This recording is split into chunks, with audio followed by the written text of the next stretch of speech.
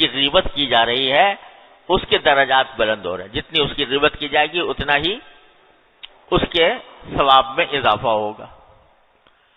تو حضرت امام ابو حنیفہ رحمۃ اللہ علیہ سے یہ منقول ہے کہ حضرت امام ابو حنیفہ رحمۃ اللہ علیہ کو جب پتہ چلتا تھا کہ کسی شخص نے میری غیبت کی ہے تو اس کے ہاں کچھ تحفہ بھجوا دیا کرتے تھے. کچھ پھل بھجوا دیے, کچھ مٹھائی بھجوا دی, اور کوئی اور تحفہ ہدیہ بھجوا دیا.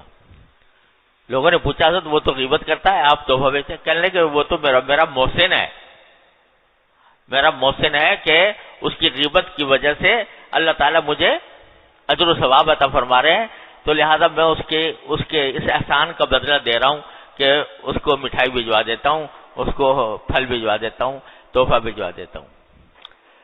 تو وہ اس لیے کہ جس کی غیبت کی جا رہی ہے اس کا اللہ تبارک و تعالیٰ اس کے درجات بلند فرماتے ہیں. اللہ بچائے آخرت کے اندر اگر وہ بغیر معافی مانگے رخصت ہو گیا نا غیبت کرنے والا, تو اور اس کے پاس جب وہاں پر اللہ کے ہاں, اللہ تعالیٰ کے ہاں جب محاسبہ ہوگا تو جس نے غیبت کی تھی اس کی نیکیاں اٹھا کر اس کو دے دی جائیں گی جس کی غیبت کی گئی تھی.